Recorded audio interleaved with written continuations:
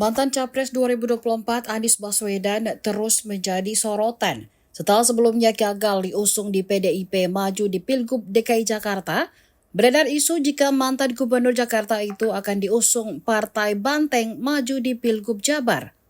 Namun, hal itu gagal lagi karena dijegal sosok yang disebut Mulyono dan geng. Padahal diketahui Anies bersedia dan pihak DPD PDIP juga bersedia mengusungnya.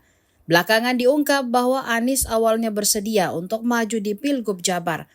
Hal itu diungkap oleh Ketua DPD PDIP Jabar Ono Surono dalam konferensi pers pada Jumat 30 Agustus 2024. Berikut ini informasi lengkapnya.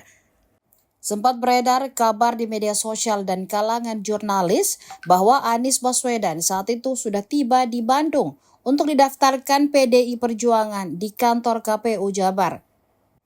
Namun pada menit-menit terakhir tersebut Anies tidak muncul. Singkat cerita, Ketua DPD PDIP Jabar Ono Surono dan Wakil Ketua DPD PDIP Jawa Barat Abdi Yuhana pun datang ke kantor KPU Jabar jelang tengah malam. Bahkan saat itu pun sempat beredar kabar bahwa mereka lah yang akan mencalonkan diri.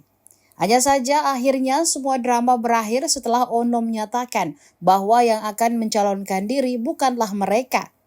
Ono kala itu mendaftarkan JJ Wiradinata dan Ronald Surapraja sebagai calon gubernur dan wakil gubernur Jawa Barat dari PDIP. Namun pasangan calon ini tidak hadir dalam penyerahan berkas tersebut seperti pasangan lainnya. Keduanya menyampaikan kesediaan pencalonan lewat video streaming. Ono Surono kemudian menyatakan bahwa Anies Baswedan sempat menyetujui untuk maju di pemilihan gubernur Jawa Barat melalui PDIP.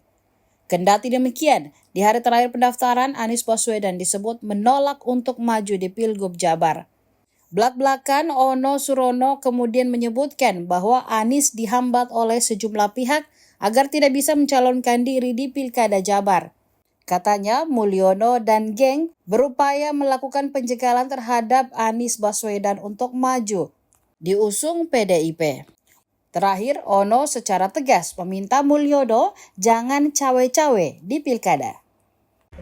Oke, dari Anies ini memang menjadi opsi bagi PD Perjuangan dan kita melakukan komunikasi dengan Pak Anies itu dari kemarin dan mengerucut itu di sore hari. Dan kenapa gagal? Kita menghadapi sebuah tantangan yang sangat besar, tangan-tangan yang tidak menyetujui Pak Anies diusung oleh PDI Perjuangan. Kita sadar betul ya, Pak Anies merupakan figur tokoh nasional dan beliau juga asli kelahiran Jawa Barat, orang Kuningan, dan beliau mempunyai track record yang sangat bagus bagaimana membangun Jakarta. Sehingga kami yakin betul bahwa Pak Anies itu adalah sosok pemimpin yang bisa menyelesaikan segala permasalahan di Jawa Barat.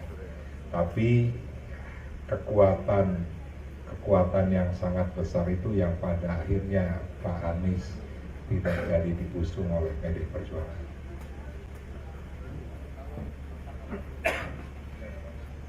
Ya.